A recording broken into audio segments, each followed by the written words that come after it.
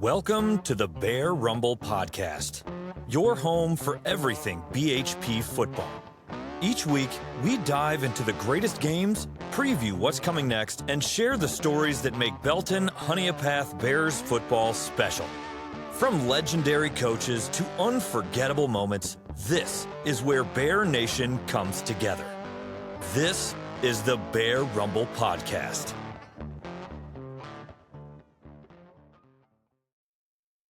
Welcome back, Bear fans, to another episode of the Bear Rumble Podcast. I'm your host, Kayne Evans, and we have a great episode for you this week. This week, we'll be joined by a coach who's pretty much coached some of these Bear players from rec league all the way up to varsity. We're talking with Coach Charlie Davis, head JV coach here at BHP. Along with that, he coaches the H-backs and tight ends on the varsity level. After we talk with Coach Davis, we'll review the region championship clinching game against the Pendleton Bulldogs last week. And then we'll also preview this upcoming regular season finale against the Wahala Razorbacks. So with that, let's go ahead and jump on in with Coach Davis. All right, Bear fans, this week we welcome in Coach Charlie Davis, the tight end H-back coach on the varsity team, head JV coach. We're going to be hitting on both of those tonight with him. We're excited to talk with him. Thanks, Charlie, for being with us tonight. Yeah, man, I'm glad you asked me on. Appreciate all you do for Bear Nation, and I'm excited to be on with you. Absolutely. We're going to have a little fun. We always like to start this way. We want to talk about a little bit kind of your background. You're a Belton guy, so I think a lot of people know you from a lot of different places around, but give us a little background on kind of growing up in the community, now coaching with the Bears. You've coached a lot of different sports, a lot of different locations, that sort of thing. Tell us a little bit about that coming up on the BHP side and now coaching for BHP. Yeah, really, I've been fortunate to be here my whole career as a coach.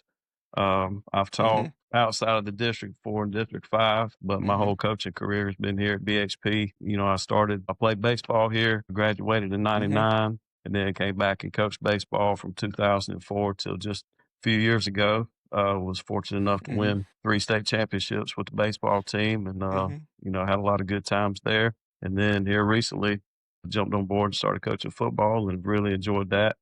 Been a great opportunity, a great experience, and it's even better, like you said, to kind of do it in your own hometown with your own people. Absolutely.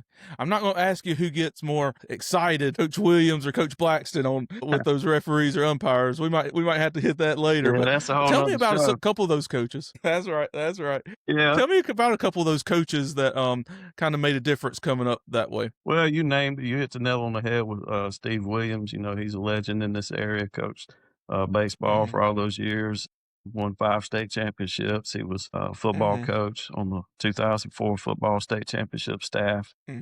He coached me in high school, of course, and then when I was in college and he heard that I was going to be a PE teacher, kind of asked me about coming back and coaching when I got finished playing.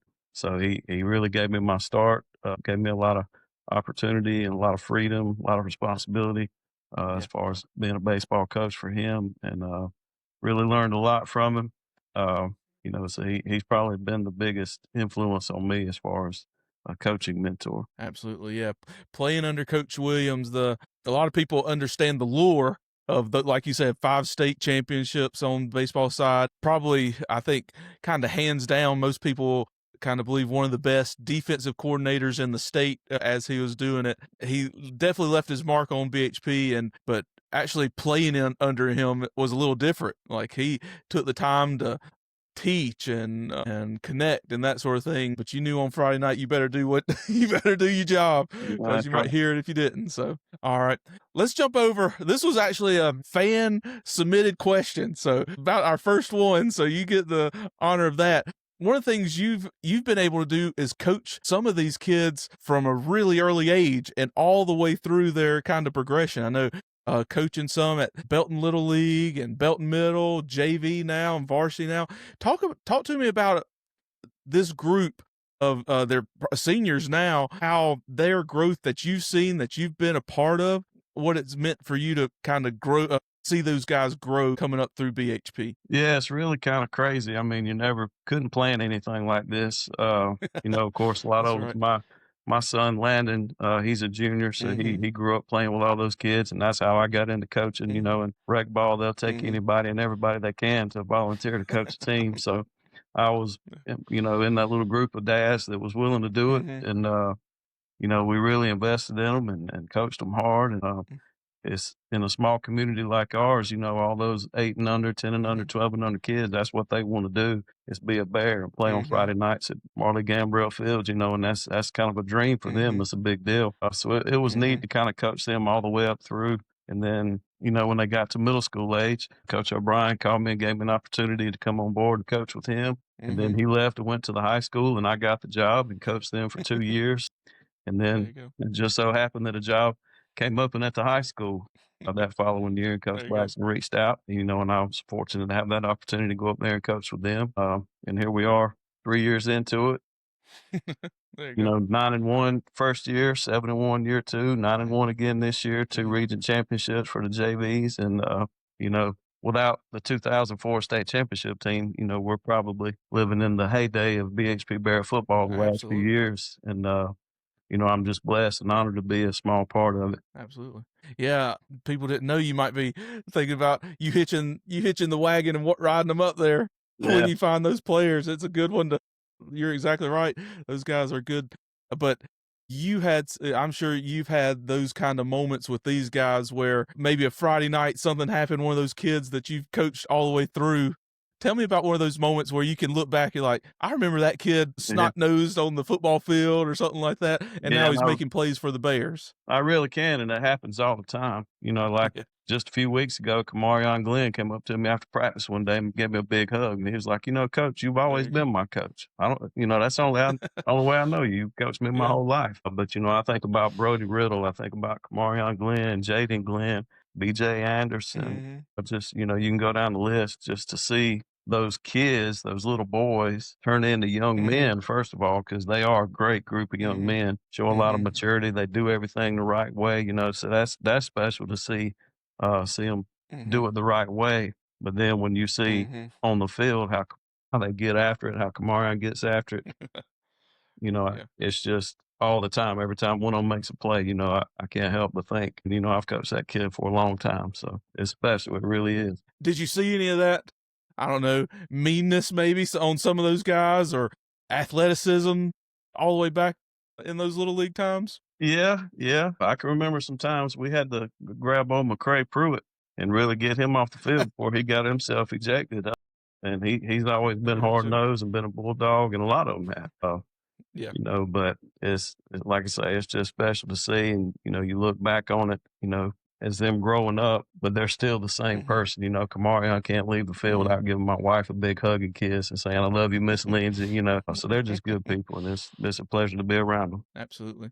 Yeah, it's always better to tell people to calm it down than hype it up. You can always bring them down, and sometimes you can't turn them up. So you mentioned a minute ago, that JV machine, it's definitely been a machine, at least, especially under your tutelage. Like you said, lost something, like 3 games in the last 4 seasons or 3 seasons, something like that. Multiple region titles with that JV team. Talk to us a little bit about the success that you've had on the JV side. Well, you know, we have been fortunate enough to, you know, have a lot of success, and I give Coach Blackston and the rest of the coaching staff a lot of credit for that. Of course, it's not just a one-man show, but really, you know, if you had to ask me how we do it, year in and year out, we get those kids in the weight room the first opportunity we get in the spring and then throughout the summer. And once they start going to work in there, then it kind of shows up on the playing field. But they do a good job. Like I say, they grow up wanting to be a Bear. So when they have that opportunity, man,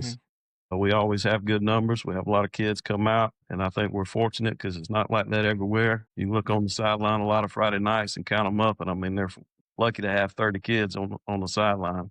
Yeah. So we're blessed to have the kids in the community that want to come out. You know, and they've done a good job. Yeah.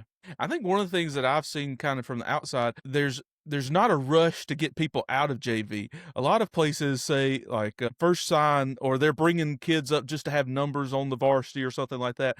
I think, at least from what I see, BHP utilizes that JV for true development. It's not a send send the guys who aren't ready. It's not just the freshman team or something like that. BHP truly uses the JV as a development and getting snaps for those guys, getting real life playing time instead of just being on the varsity, standing on the sidelines on a Friday night.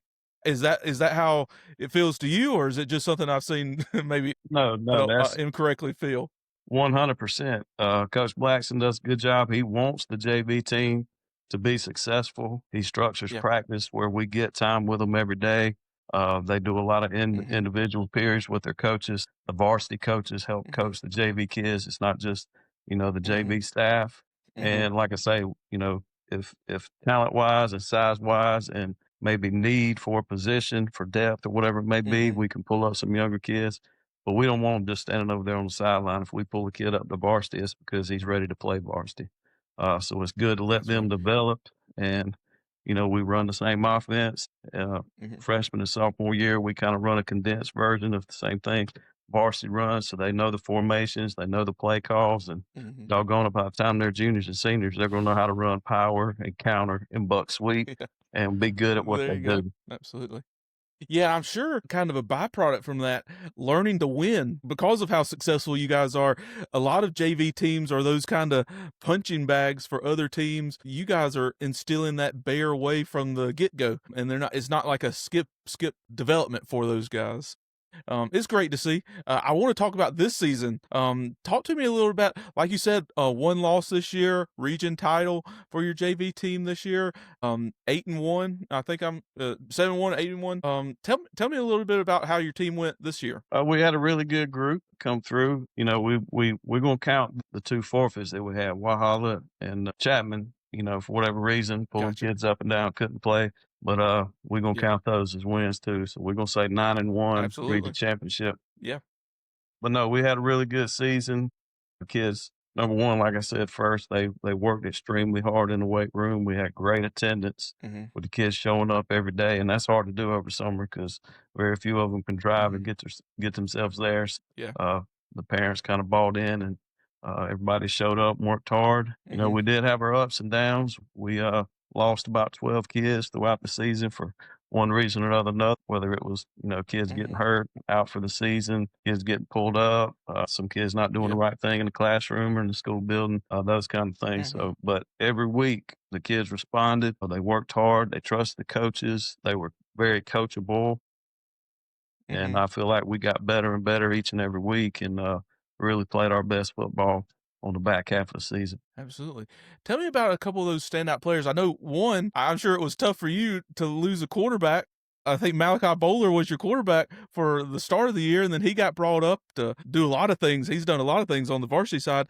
Talk to me about some of those guys who kind of standouts that we may be learning about in the next year or two for on the varsity side. Yeah, Malachi, very easy to see why on Friday nights when you see him get his Yeah. hands on the ball, whether it's on offense, defense, special teams. He's just a playmaker. He's dynamic.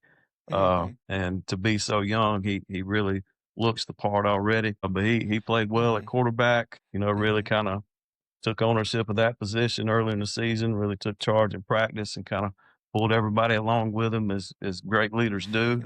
He's got that Mm-hmm. leadership potential, and I think the ceiling is very high for him. And Mm-hmm. I did everything I could do to keep him down as long as I could. But we tell the team all the time if a kid gets pulled up, we're happy for him because that's what we Yeah. eventually want Yeah. for all of them. And he's done a great Mm-hmm. job as he got pulled up. But some other kids that were kind of glue for our team. Think about young Cade Ford, freshman center, Mm-hmm. came in and played every snap for JV on center, minus the week he got Yeah. pulled up. He knows all the Mm-hmm. calls. He gets everybody on the same page up front. Really tough kid. He's played through injury for a few games this season.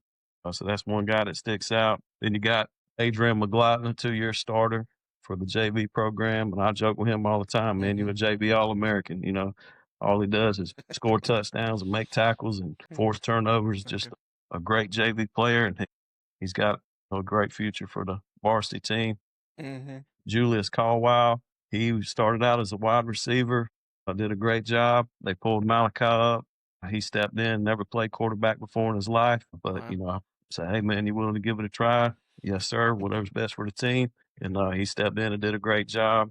leading the team. And then I think about kids like Sam Lowe, who's a tremendously hard worker in the weight room. Hadn't played football much. I think this may be third year that he's played, but he's got a high ceiling. And we had a kid transfer in from Star Iva, Kentrell Cowan. He only played 3, maybe 4 games of JV football this year. He tore a ligament in his hand, but man, you can see he's a difference maker when he's on the field. So the future's bright for BHP football. Yeah. It'll be in good hands for years to come. Absolutely. Yeah, we're seeing a lot of those guys that you had on the squad making impacts this year. I know that we talked to Coach Ballinger about that stable of running backs. I think all of those, you had those at one time or the other. And I know that's one of the things at BHP, running back that may be a 9th or 10th grader would maybe start in other places, but maybe on JV at BHP because of how much depth is there. But it's great to hear about all that talent that will be coming up on that varsity side. Let's talk about that varsity side. We talked about your tight end and H-back coach. Let's talk about those two guys, two of the main guys that we talk about on that. I know there's more behind them, but let's talk about Brody Riddle first, that H-back. I think he's that prototypical BHP H-back, hard-nosed, tough, really able to set that edge.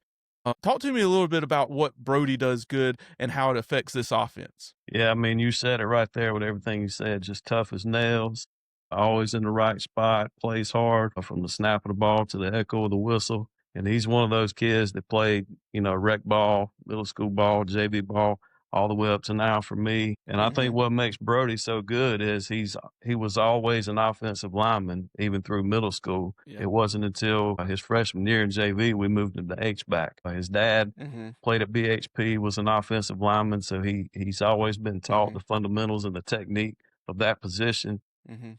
But he's so athletic and so strong, and he moves well. But I think just those fundamentals of being an offensive lineman his whole life has helped him to make that transition to be such a great blocker for us. You watch a play, and we're going to follow our H-back a lot of the time. And, we trust Brody to do what he's supposed to do, and he's done a tremendous job for us this season. Yeah, I don't think he has any problem putting that helmet into somebody's sternum coming up, meeting somebody with that. Now let's talk about Nick Sargent, kind of a newcomer for the varsity side, a 10th grader, but he has really turned into an offensive weapon for the Bears. Over the last few weeks, he's made some really big plays for the Bears on offense, caught a couple touchdowns. Talk to me about what Nick brings to this offense, being that tall, athletic, wide tight end, but also what he can do inline blocking and that sort of thing. Yeah, I mean, what I wouldn't give to be 6'5", 220. I mean, I wouldn't be coaching. I'd be somewhere still playing, of course. But he's a tremendous athlete. But again, just like Brody, he's smart, he's tough, he works hard in the weight room. Literally, those two guys do everything right. And I try to preach to the JV team all the time. Look, do what's right and good things will happen to you. And it certainly has for these two guys. But, Nick is just so athletic. He's a 3-sport guy. He's great at basketball, great baseball player, and also a football. So just all of those intangibles of him being that size and that athletic, he's big enough to down block, to pull check, to do, reach block, all the things we ask him to do. But he's also athletic enough to get out in space and make plays with the ball in his hand. And that's really something this offense hasn't had the last few years out of that position, is somebody to be able to get out with the ball in their hand and make plays. So that's good to see Nick have success. Absolutely. And I think he's one of those that the further the Bears go this year, the more that he could be such a difference maker for the Bears. Everybody's going to look at Tajay. Everybody's going to see what Jaden's doing on the outside.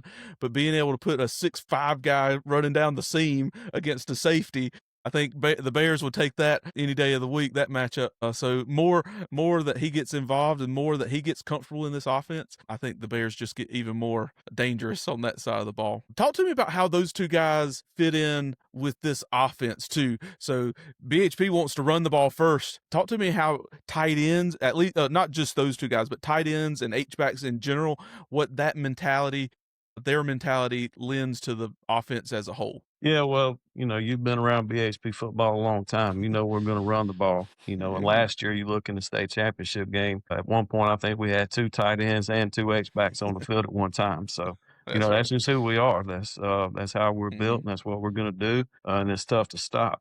Jenkins does a great job game planning and getting those guys in a position to be successful. But, you mentioned that toughness and that physicality that you have to have. And we really knew what we were going to get with Brody this year because he did play a lot of meaningful snaps last year at the varsity level. Nick was kind of the big question mark. We knew size-wise, that fit looked good, but we have just never really seen him play at that level. And we told him at the beginning of the season, I think Coach OB said, look, you're either going to be soft Sergeant or you're going to be nasty Nick. Which one we going to see? And I remind him of that every Friday night. Hey, we need nasty Nick to show up tonight. And you really look at the guys he's played against. I mean, he's playing against some dudes out there. We got a 5-star recruit at Westside, another 5-star recruit. He had to block at Chapman, player of the year from Pendleton last year, number 5. He had to go up against him a good bit Friday night, and he has really held his own, if not dominated some of those matchups. So he has done an outstanding job. And I tip my hat to Coach Blackston and Coach O'Brien because they really went to work with him on the fundamentals and the technique and learning how to play that position and not just kind of out there as like a bull in a china shop. He actually fundamentally knows his steps. He knows his keys. He knows what he's doing. Absolutely. And I think that added being able to block on those edges are one of those things that really can set this offense, spring runs and all that sort of stuff. So I think that's going to be big. Absolutely. I think that is very much descriptive of that. All right, Charlie, thanks for being with us tonight. I do want to just commend you for all that you've done for BHP, JV side, varsity side. We see so much of that success come out on Friday nights, and we're just so proud of all that you put out there for the Bears. Before I let you go, I need to get you one last time. Give me your best "How About Them Bears" before you leave. How about them Bears? That's right. I think that might be the best one we've had so far, Charlie. Thanks, man, and we'll see you Friday night. All right, man. Appreciate everything y'all do. Thanks a lot.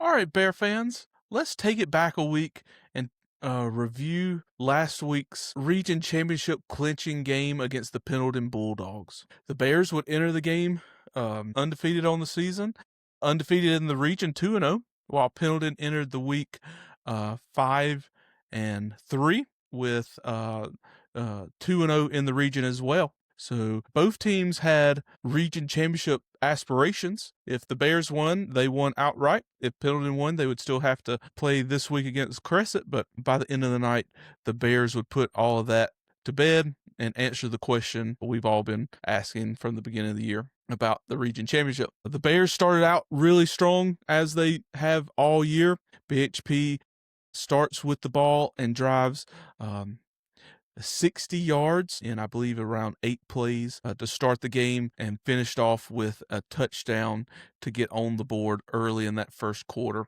Then they would have forced Pendleton to punt, and on that ensuing punt, Jakari Anderson would block that punt, and the Bears would take over on the 5-yard line. 3 plays later, the Bears would score and be up 14-0 within just the first half of that first quarter. The Bears started dominant, as they do most games, as we've seen all year long, and that started once again in this region championship clinching game. BHP would force another punt on Pendleton's next drive. Pendleton would punt down at the 6-yard line. However, the Bears would give up a safety on that drive, so to end the first quarter, BHP would be leading 14-2 as the second quarter began. That second quarter was all BHP. BHP outscored Pendleton 24-7 in that second quarter, moving the halftime lead to 38-9. BHP actually got the ball with less than a minute left going in the second quarter. They were able to drive into field goal range, and as time expired, Benji Ward converted a 40-yard field goal to make it that 38-9 at halftime for the Bears. Second half was a lot just like the first half. The Bears would dominate that, especially the third quarter. The Bears would come out from halftime. They would hold Pendleton to 3 and out. BHP would take over after a punt and then march 64 yards for the score to extend that lead.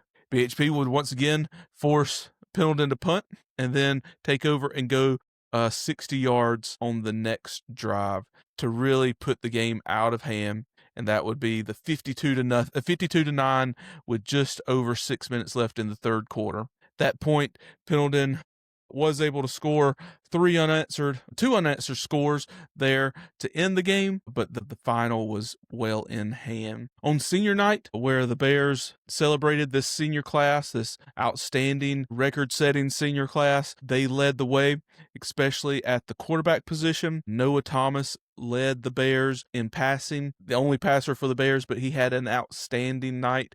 He had 17 completions on 22 attempts, no interceptions. That's the 8th straight game without an interception. He threw for 5 touchdowns for 242 passing yards. He got it done with his legs as well. He also had 4 rushes for 91 yards. He had an 84-yard touchdown in that second quarter. Along with him running the ball, MJ Earl had 13 rushes for 102 yards. Tajir Ware had 3 rushes for 18 yards as well. MJ and Noah both scored a touchdown rushing. So, big night for Tajay Watson-Martin. He had 8 receptions for 215 yards. We'll talk about that in a second, with 2 TDs.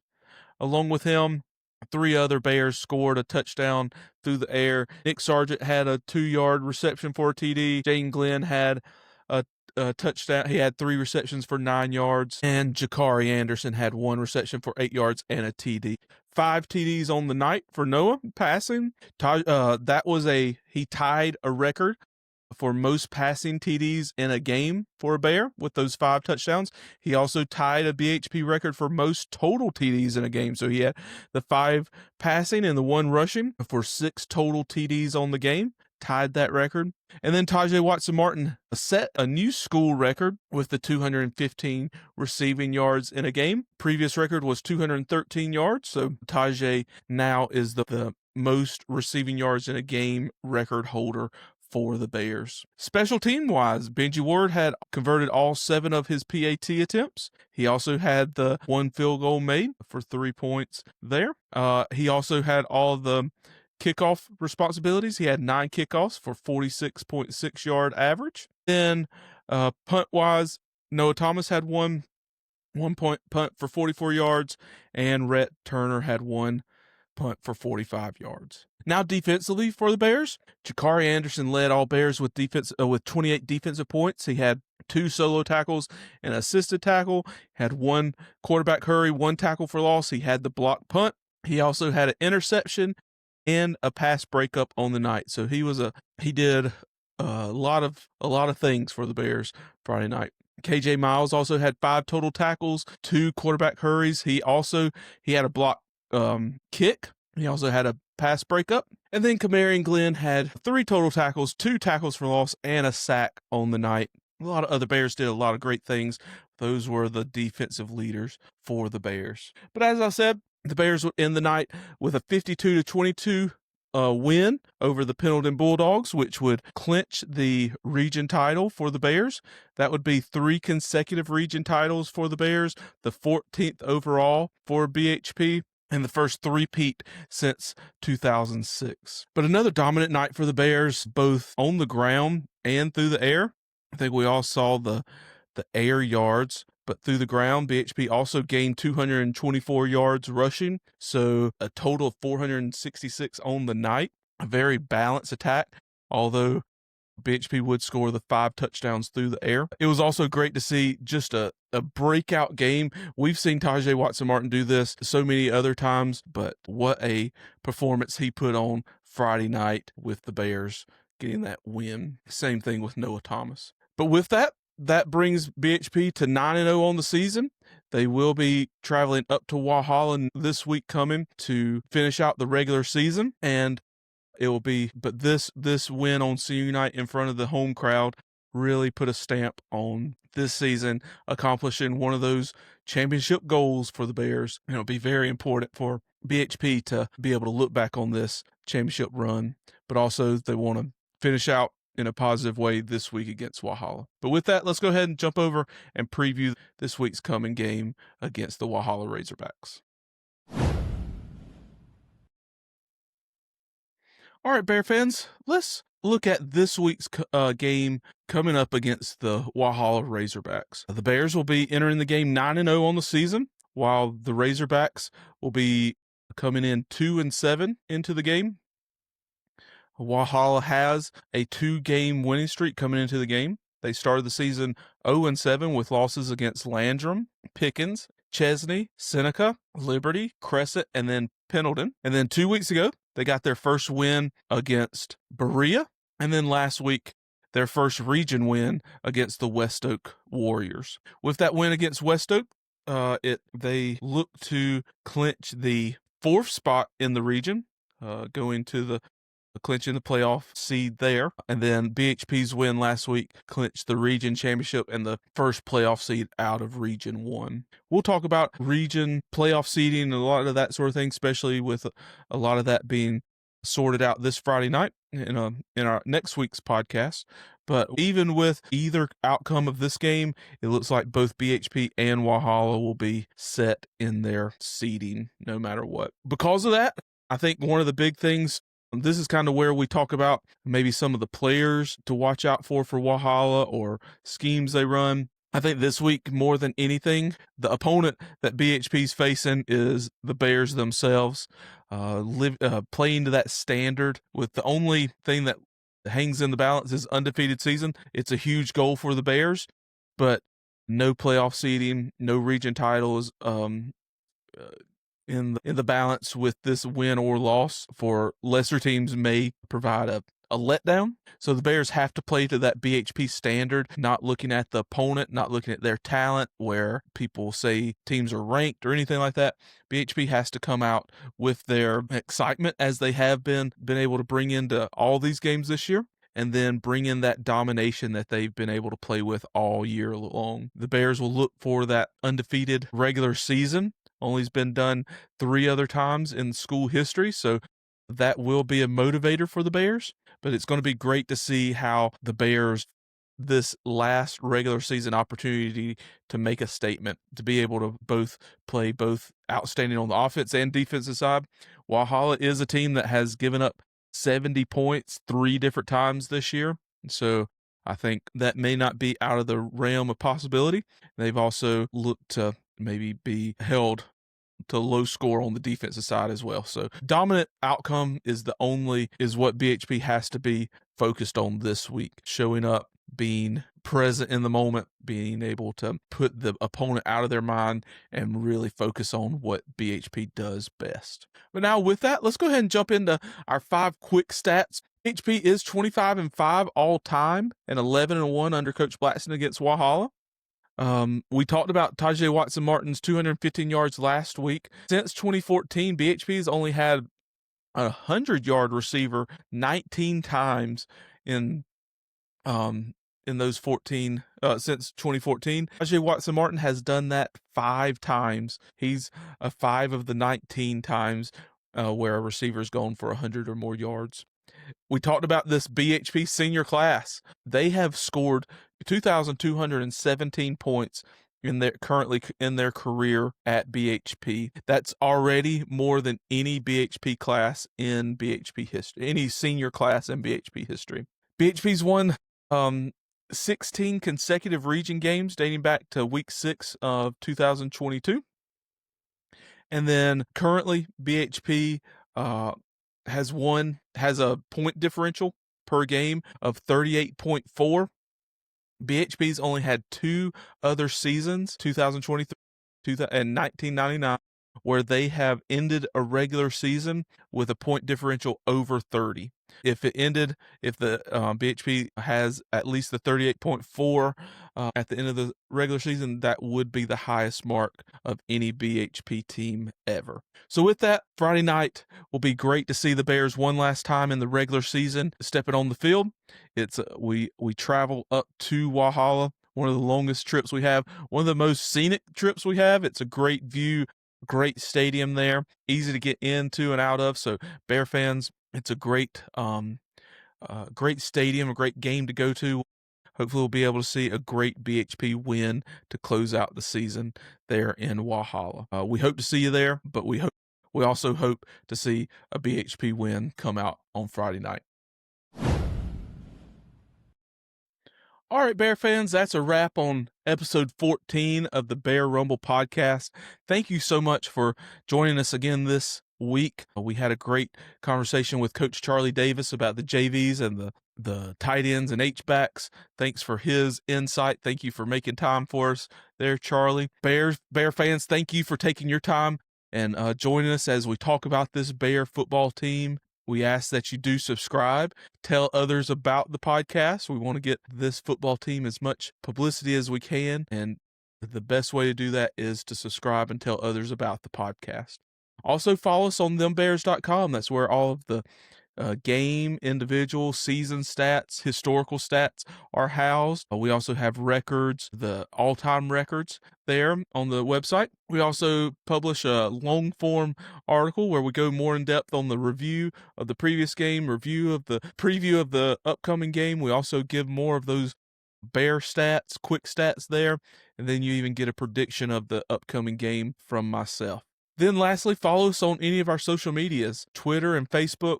Twitter, we live tweet the game with all highlights and stats during the game. We also have at the end of the game, the outcome and the overall stats and individual leaders there as well on those social accounts. But lastly, thank you so much for being here once again.